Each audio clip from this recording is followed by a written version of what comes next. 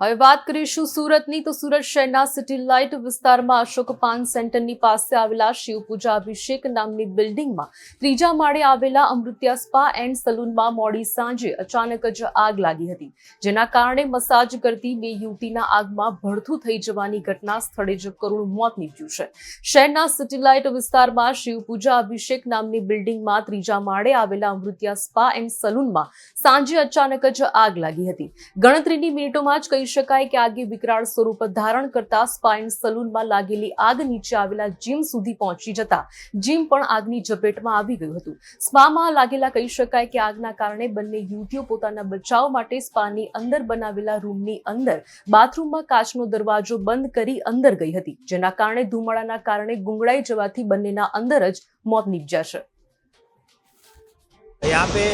City light विस्तार में gym 11 करके जिम है, उसमें जिम के अंदर ही सैलून भी बना हुआ है। वहाँ पे आग लग गई